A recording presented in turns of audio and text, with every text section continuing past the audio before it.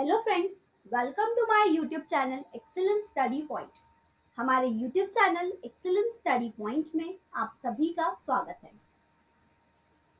हमेशा की तरह आज फिर से हम आपके लिए एक और एजुकेशनल टॉपिक पर वीडियो लेकर आए हैं।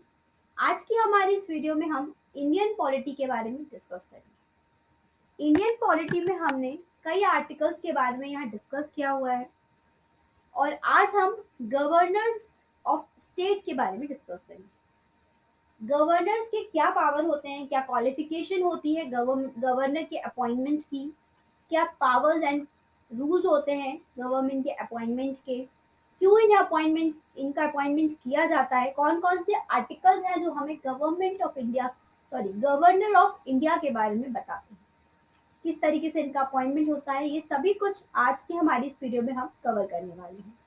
लेकिन उससे पहले अगर अभी तक आपने हमारे चैनल एक्सीलेंस स्टडी पॉइंट को सब्सक्राइब नहीं किया है तो हमारे चैनल एक्सीलेंस स्टडी पॉइंट को सब्सक्राइब जरूर करें ताकि आपको हमारी वीडियोस से जुड़ी सभी लेटेस्ट अपडेट्स मिलती है। अगर आप इंडियन पॉलिटी के किसी और टॉपिक पर भी वीडियो देखना चाहते हैं तो हमें कमेंट बॉक्स में कमेंट कर जरूर दें। यहाँ पर गवर्नर ऑफ स्टेट्स के बारे में आर्टिकल 152 बताता है। तो आर्टिकल 152 इसको डिफाइन करता है गवर्नर ऑफ स्टेट्स को। ये चैप्टर फर्स्ट है जनरल। अब यहाँ पर जो चैप्टर 2 है इसमें वो है द एग्जीक्यूटिव। तो द एग्जीक्यूटिव में द गवर्नर के बारे में फुल डिस्क्रिप्शन देखने के लिए मिलता है जो कि है आर्टिकल 153। आर्टिकल 153 यहाँ ये बताता है कि यहाँ पर गवर्नर ऑफ स्टेट को अपॉइंट किया जाता है। हर स्टेट के लिए अलग अलग गवर्नर्स का अपॉइंटमेंट किया जाता है। जैसे कि पूरे इंडिया के लिए सिर्फ एक ही प्रेसिडेंट, एक ही प्राइम मिनिस्टर होते हैं, लेकिन यहाँ पर हर स्टेट में अलग अलग चीफ मिनिस्टर्स होते हैं। वैसे ही हर स्टेट के या फिर यूनियन टेरिटरी के गवर्नर्स होते हैं। तो आर्टिकल 153 बताता है कि there shall be a governor of each state. हर राज्य में यहाँ गवर्नर को अपॉइंट किया जाता है, provided that nothing in this article shall prevent the appointment of the same person as governor for two or more state। यानी कि आर्टिकल 153 ये भी कहता है कि एक गवर्नर दो स्टेट में भी हो सकते हैं, यानी कि एक ही व्यक्ति दो स्टेट के गवर्नर की तरह भी वर्क कर सकते हैं। आर्टिकल 154 गवर्नर की एग्जीक्यूटिव पावर को बताते हैं। The executive power of the state shall be vested in the governor, shall be exercised by him either directly or through officers subordinate to him accordance with the constitution। यानी कि governor के जो भी executive power होते हैं, executive power जो भी राज्य के होते हैं, वो सभी कुछ गवर्नर द्वारा निभाए जाते हैं। या तो डायरेक्टली निभाए जाएंगे या फिर कुछ सबऑर्डिनेट ऑफिसर्स की मदद से। Be deemed to transfer to the governor any functions conferred by an existing law or any other authority।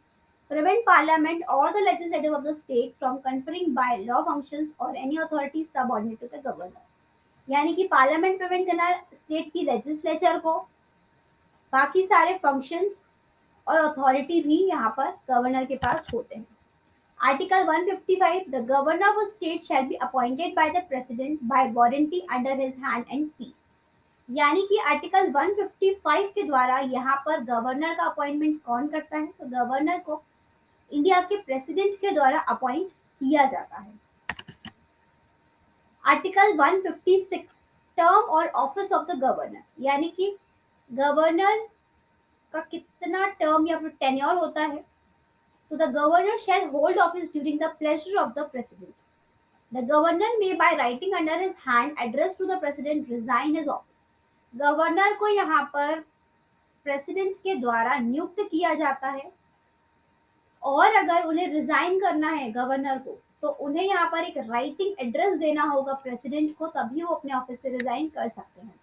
Subject to the foregoing provision of this article, a governor shall hold office for a term of 5 years from the date on which he enters upon his office।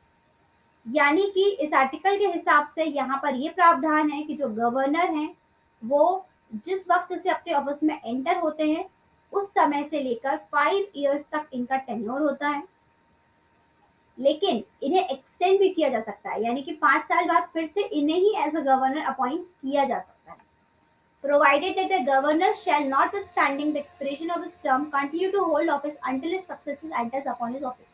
यानी कि governor तब तक अपनी post को नहीं छोड़ सकते जब तक कि कोई नए गवर्नर उन जगह पर अपॉइंट नहीं हुआ है।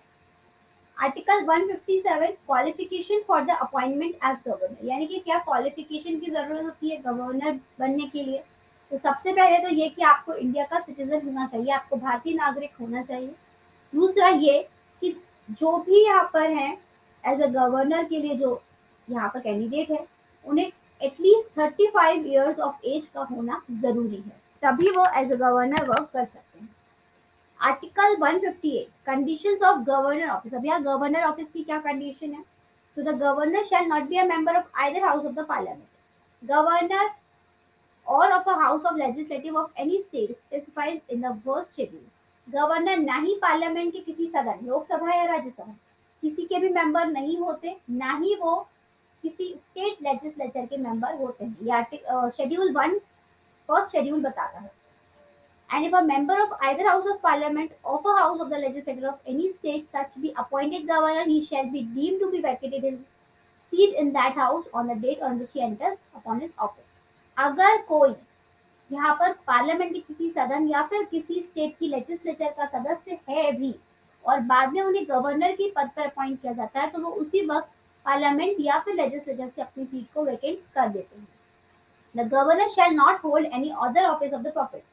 गवर्नर वही बन सकते हैं जो किसी दूसरे प्रॉफिट ऑफ ऑफिस को होल्ड नहीं करते। The governor shall be entitled without payment of rent to the use of his official residence and shall be also entitled to such emolument allowance and privilege. यहाँ पर parliament के law के हिसाब से उन्हें ऑफिस ऑफिशियल रेसिडेंस दिया जाता है, एमोल्यूमेंट और अलाउंस दिया जाता है।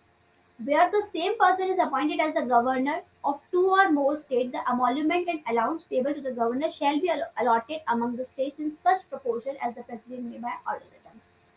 अगर किसी व्यक्ति को यहाँ पर एक ही गवर्नर को दो राज्य का गवर्नर बना दिया जाता है, एक ही व्यक्ति को दो राज्य का गवर्नर बना दिया जाता है, तो उस राज्य के प्रपोर्शन के हिसाब से यहाँ पर उनको एमोल्यूमेंट दिया जाता है। The emoluments and allowance of the governor shall not be diminished during his term of office। ये तब तक डिमिनिश नहीं हो सकता जब तक उनकी ऑफिस की टर्म चल रही है। आर्टिकल 159 ओथ और affirmation bye the governor. Every governor and every person discharging the functions of the governor shall before entering upon his office make and subscribe in the presence of Chief Justice of High Court exercising jurisdiction in relation to the states or in his absence the senior most judge of that court। यानी जो governor है वो अपने office में आने से पहले यहाँ पर शपथ लेते हैं, तो वो शपथ जो है या तो chief justice of high court की प्रेजेंस में होती है, या फिर अगर किसी कारण से chief justice of high court present नहीं है तो फिर यहाँ पर वो कोर्ट के किसी भी जज, यानी हाई कोर्ट के मोस्ट सीनियर जज जो होते हैं, किसी भी जज नहीं, मोस्ट सीनियर जज जो होते हैं उनके प्रेजेंस में यहाँ पर ओथ होती है। तो यहाँ किस टाइप की ओथ होती है, गवर्नर के द्वारा यहाँ पर ये फॉर्मेट लिखा गया है और इसी फॉर्मेट पे वो ओथ लेते हैं। Article 160 discharge of the functions of the governor in certain constituencies. The President may make such provision as he thinks fit for the discharge of the functions of the governor of a state in any contingency not provided for in this chapter। यानी कि article 160 वो बताता है कि अगर किसी कारण से किसी भी कॉन्स्टिट्यूंसी में गवर्नर के फंक्शन को डिस्चार्ज करना पड़े तो प्रेसिडेंट द्वारा ये प्रावधान बनाया गया है कि अगर उन्हें लगता है तो वो उस कॉन्स्टिट्यूंसी में गवर्नर के फंक्शंस को डिस्चार्ज कर सकते हैं, यानी वो गवर्नर नहीं होंगे। Article 161 power of governor to grant pardons etcetera and to suspend remit और commute sentence in certain cases. Article 166 हमें ये बताता है कि गवर्नर के द्वारा किसी प्रकार का क्षमादान या फिर सस्पेंड किया जा सकता है किसी सर्टेन केसेस में, स्पेशल केसेस में। The government of a state shall have the power to grant pardon, reprieves, respites or remissions of punishment, or to suspend, remit or commute the sentence of any person convicted of any offence against any law relating to a matter to which the executive power of the state extends। यानी कि governor के पास, किसी भी राज्य के governor के पास ये अधिकार होता है कि अगर उस राज्य का कोई ऑफेंस है, कोई व्यक्ति है, तो उसको क्षमादान भी, पार्डन भी दे सकते हैं, वो क्षमादान भी दे सकते हैं, या फिर एज अ पनिशमेंट उसे सस्पेंड भी कर सकते हैं। किसी सेंटेंस में उन्हें क्षमादान दे सकते हैं, या फिर उनकी सजा को कम कर सकते हैं, किसी अगर against any law relating the matter to which the executive power of the state extends. लेकिन राज्य के एग्जीक्यूटिव पावर्स के द्वारा ही। Article 162 extent of executive power of state, यानी कि यहाँ पर राज्य के एग्जीक्यूटिव पावर्स क्या है, तो subject to the provision of this constitution the executive power of a state shall extend to the matters with respect to which the legislature of the state has power to make laws। यहाँ पर संविधान में ये subject किया गया है कि जो राज्य के एग्जीक्यूटिव पावर्स होते हैं वो किसी भी मैटर पे एक्सटेंड तभी किए जा सकते हैं उस राज्य की लेजिस्लेचर के द्वारा बनाए गए लॉज के अनुसार, provided that in any matters with respect to which the legislature of a state or parliament have power to make law। या तो उस राज्य की लेजिस्लेचर या फिर पार्लियामेंट के पास ही केवल ये अधिकार होता है कि वो कोई नए कानून बना सके। The executive power of the state shall be subject to and limited by the executive power expressly conferred by this constitution of any law made by parliament upon the union or authority। Executive powers को बनाना या उसमें बदलाव करना legislature या फिर main parliament के ही हाथ में होता है आर्टिकल 162 के हिसाब से। Info bits related to governor. Governor of state से रिलेटेड कुछ महत्वपूर्ण जानकारी। तो power of the governor can be broadly classified into executive, legislative and judicial. यहाँ पर जो गवर्नर होते हैं उनके पास तीन तरह के पावर्स होते हैं। पहला होता है एग्जीक्यूटिव पावर, दूसरा होता है लेजिस्लेटिव। लेजिस्लेटिव यानी कि जो फाइनेंशियल पावर्स भी इसी में आते हैं, और जुडिशियल पावर्स भी होते हैं। जुडिशियल पावर्स हमने देखे कि अगर वो चाहें तो किसी को क्षमादान दे सकते हैं, किसी को सस्पेंड भी कर सकते हैं। There are also related articles like इनसे रिलेटेड आर्टिकल 163 भी है, 167 भी है, 174, 176, 200, 201 and 213, 217, 233 and 234 which touch the sphere of influence of the governor of a state। यानी कि ये भी गवर्नर ऑफ स्टेट के बारे में, ये सभी आर्टिकल्स भी कुछ ना कुछ पावर्स गवर्नर ऑफ स्टेट के बारे में बताते हैं।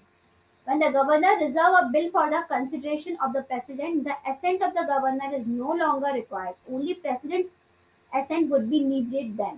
यानी कि गवर्नर अगर कोई बिल रिजर्व करते हैं प्रेसिडेंट की कंसिडरेशन के लिए, तो फिर गवर्नर वहां पर कुछ भी अपना योगदान नहीं दे सकते। अगर वो यहाँ कंसिडरेशन प्रेसिडेंट की ले रहे हैं तो लास्ट डिसीजन प्रेसिडेंट का ही होगा।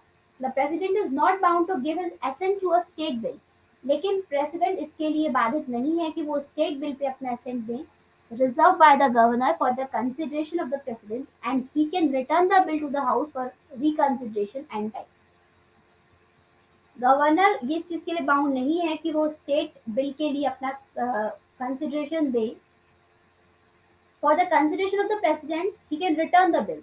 वो क्या कर सकते हैं, प्रेसिडेंट ये बिल को रिटर्न कर सकते हैं किसी भी सदन में रिकंसिडर करने के लिए एन टाइम्स, यानी कितनी भी बार रिकंसिडरेशन के लिए वो बिल दे सकते हैं प्रेसिडेंट। यहाँ गवर्नर ऑफ स्टेट से रिलेटेड बहुत इंपॉर्टेंट पॉइंट्स को हमने यहाँ कवर किया है। Removal of governor bye centre, यानी कि किस तरीके से यहाँ गवर्नर को रिमूव कर सकते हैं। तो disappearing the practice of replacing governor after a new government comes to power at the centre. The Supreme Court in 2010 had said that the governor of states cannot be changed in arbitrary and capricious manner with the change of the power। A 5-judge constitution bench headed by the Chief Justice K. G. Balakrishnan held that the governor can be replaced only under compelling reason for proven misconduct or other irregularities। The bench also said the governor can be removed only under compelling reasons, and what the compelling reasons are depend on fact and situations of a particular case।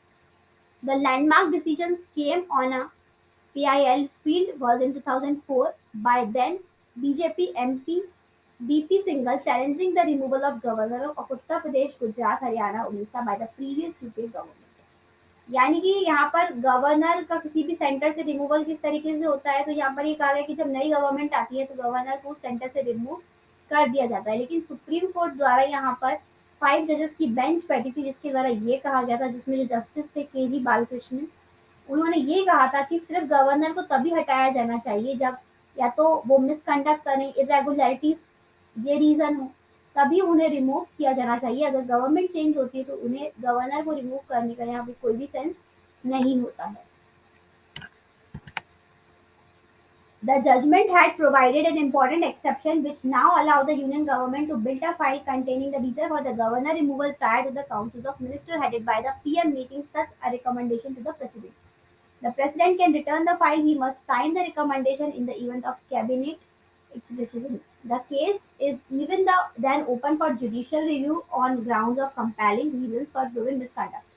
यानी कि उस case के बाद यहाँ पर ये judgement आया था कि जो यूनियन गवर्नमेंट है वो एक फाइल यहाँ पर भेजेगी जिसमें कि गवर्नर के रिमूवल के बारे में लिखा होगा, उस पर काउंसिल ऑफ मिनिस्टर्स भी हेड करेंगे और वो रिकमेंडेशन प्रेसिडेंट के पास पहुंचेगी। प्रेसिडेंट दोबारा उस फाइल को रिटर्न करेंगे, रिकमेंड करेंगे कैबिनेट को अपने डिसीजन के लिए। इस पे पूरी तरीके से रिव्यू किया जाएगा। अगर ये मिसकंडक्ट और इरेगुलरिटी का केस है तभी यहाँ पर गवर्नर को उनकी पोस्ट से हटाया जाएगा, अदरवाइज उनके टेन्योर के खत्म होने के बाद ही उन्हें उनकी पोस्ट से हटा के किसी दूसरे गवर्नर को यहाँ अपॉइंट किया जाता है, या फिर ऐसा भी कई बार होता है कि सेम गवर्नर ही नेक्स्ट टाइम भी अपॉइंट कर दिए जाते हैं। तो यहाँ हमने गवर्नर ऑफ स्टेट से रिलेटेड सभी इंपॉर्टेंट पॉइंट्स को यहाँ कवर किया है।